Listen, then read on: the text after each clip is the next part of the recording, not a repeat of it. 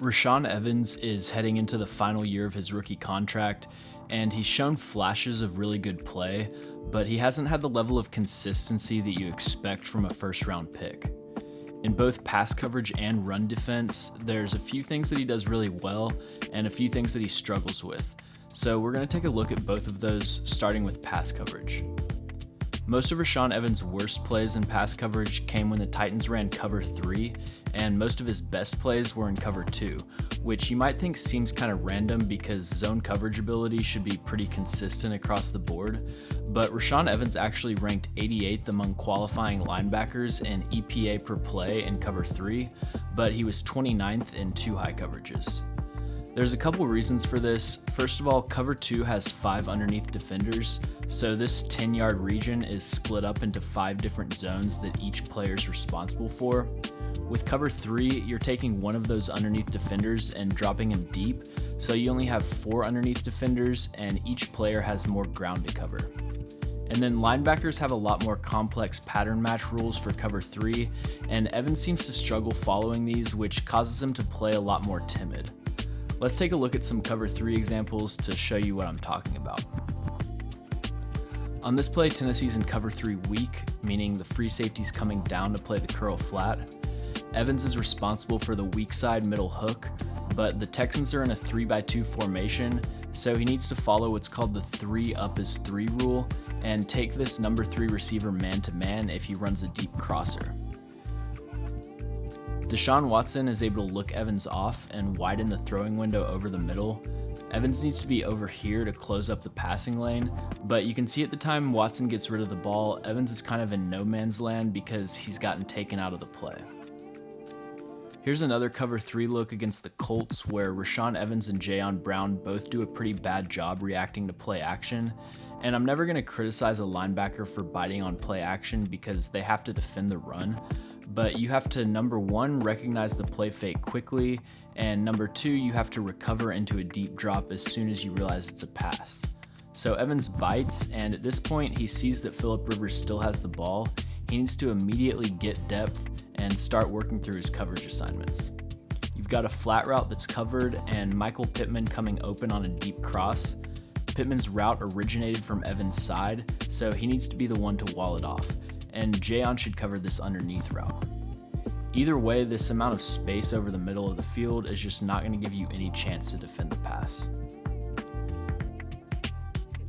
Here's another cover 3 example where Evans' job is pretty straightforward. The Bills are in 3x1 and Evans is responsible for the number 3 receiver in most cases. On the back end of this play, I can't tell if it's a busted coverage or just a bad call, which is a common issue I have watching Tennessee's defense. And you can see this seam to Stephon Diggs is wide open, but none of that has anything to do with Evans' job here. He's just sort of hovering around this dead area, covering nobody. If Allen did throw this seam route, Evans wouldn't be in any position to contest it, and he lets the guy that he's supposed to be covering leak out into the flat with no resistance. When there's a bunch of routes flowing behind him that he has to keep track of, Evans kind of freezes up and doesn't know how to handle it. He's a lot better at attacking routes downhill, which is why he looks like a completely different player in cover 2. As a middle hook defender in cover 3, there's a lot more that he has to account for from the sideline to the middle of the field, but as the middle linebacker in cover 2, he usually starts a couple steps back and anything he needs to cover will develop right in front of him. In this role, Evans just needs to spot drop and survey the middle of the field. If a receiver runs vertically through his zone, he carries it downfield, and if not, he just covers the shallow zone. He's not really vulnerable to getting manipulated by the quarterback's eyes because he's not responsible for what's going on behind him. This is where Evans' acceleration and secure tackling are valuable because he can close the gap relatively fast, and he only missed 1 tackle in zone coverage last season. If the tight end or innermost receiver releases vertically over the middle, the Mike linebacker in cover 2 will man him up down the field. Again, this is a really easy read because the route Evans needs to cover will either develop right in front of him or it'll be in his peripheral vision, so he's way more assertive in these situations. Instead of hesitating and taking himself out of the play like he does in other coverages, Evans is confident in his assignment and he has the speed to cover the deep middle. Looking at this play against Baltimore, there's 2 potential assignments that Evans could have. You've got Mark Andrews releasing vertically from the right and J.K. Dobbins in the backfield on the left.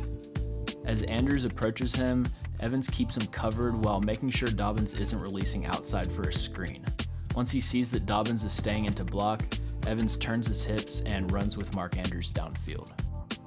Evans' high level of comfort in these reactive or downhill situations also shows up against screen passes where, again, he just has to react to what's going on in front of him. Looking at this play against Cincinnati, Evans is showing blitz pre-snap, and as he starts to move out into his zone, he sees that the receivers are moving downfield to block for a jailbreak screen. When Evans reads a play correctly, he can disrupt it as well as any linebacker in the NFL. Here's another similar example against Pittsburgh. Evans is manned up on Anthony McFarland, who's leaking out for a screen. Evans recognizes this immediately, and he does a really good job here of adjusting his pursuit angle so that David DeCastro isn't able to land a block. When it comes to run defense, there's definitely more good than bad with Rashaan Evans, and he's at his absolute best when he's attacking the backfield through a wide open gap. Evans has developed from being a fairly reliable tackler to being one of the most consistent tacklers in the NFL last season, so when he's making these aggressive plays in the backfield, he's still keeping himself under control through the process of the tackle. David Long plays a similar aggressive play style, but he had the second highest missed tackle percentage in 2020 because he's so out of control by the time he reaches the ball carrier. Taking a look at this play against Chicago, Evans is responsible for the B gap, and Germain Ifedi is doubling the nose tackle and then heading to the second level to block him. Evans sees his gap opening up and the running back moving in his direction, so he knows that if he hangs around in the same spot, there's going to be someone coming downfield to block him. By absorbing the contact with his inside shoulder, he's keeping a small target area for Ifedi to grip onto, and he uses the momentum from the block to bounce back to where he needs to be. Evans' freedom to play the run aggressively is created by defensive linemen beating or at least occupying the blocks that would otherwise be moving into the second level. On this play, the Bengals are running inside zone, and Quinton Spain needs to secure the first block on Jeffrey Simmons and then move downfield to block Evans, but Simmons keeps himself from getting sealed off. Evans is left unblocked, and he's free to penetrate the backfield. There are two problems that Evans will run into in these situations, and the first one is trying to shoot a gap when there isn't a blown block that he's taking advantage of. We can compare these two plays to show how sometimes it's smart to be aggressive, and sometimes it's better to be patient and take on blocks as they come to you. On this play, Cleveland's running outside zone, and Jack Conklin is uncovered, so he needs to move downfield and block Rashaan Evans. But Evans is playing at a 2-eye, meaning he's on the inside shoulder of the guard, so this is a difficult, if not impossible, block for Conklin to secure. As the play develops, Tier Tart beats the reach block and disrupts Conklin's blocking angle even more, so Evans has a wide open path to the ball carrier, and the player who's supposed to block him isn't going to be able to get in his way. There's no reason not to shoot this gap because he's at a positional advantage that allows him to do so. But if we look at this play against Chicago, Evans is responsible for this A gap, and he decides that since he's in front of his gap and he can see the ball carrier, he might as well run through it and make the tackle. But nothing has occurred on this play that gives him the leverage or the positioning to make this stop. He can still get into the backfield, but there are blockers in his way that are going to prevent him from getting there under control, and David Montgomery has no problem evading him. This kind of thing is pretty forgivable, assuming it doesn't happen that often, because it's sort of just the cost of being an aggressive player that gambles a lot. What's less forgivable is the second problem he has, which is completely abandoning gap integrity. We can look at a couple examples of this, starting with this play, where you've got two defensive tackles taking the A gaps, the edge rushers over the C, and ideally the two linebackers taking both B gaps. But Evans decides to shoot into Jayon's B gap, which leaves nobody to fit the B gap on the other side.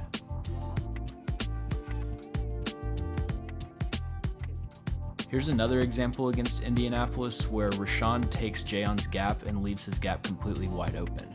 He sees the center sliding play side for the double team block and gets into the backfield, but Nyheim Hines evades him and runs through the gap that Evans was supposed to be covering, and since there's nobody replacing him, the Colts are able to get a big gain. Another weakness Evans has against the run is that he allows teams to use counters to change the angles that he uses to take on blocks. On this play, Evans is responsible for the left side B gap, and the fullback CJ Ham is going to head through that gap as a lead blocker. Evans' initial key is the running back, so he's watching Dalvin Cook to diagnose the direction of the play. But this run is a designed cutback, and you can see that Cook's first few steps to the right causes all three of Tennessee's linebackers to shift in that direction as well. By shifting his position inside, Evans gives the fullback a much easier angle to land the block and create a wider gap for Cook to run through. Just like I mentioned with biting on play action, there's nothing wrong with reacting to misdirection. What's important is that you recover well. Instead of just lowering his shoulder and running into the lead blocker, he needs to stack and shed without picking a side or taking himself out of the play. This next play is Kenny Vaccaro's fault, but Evans still needs to do a better job of adjusting to the situation on the fly.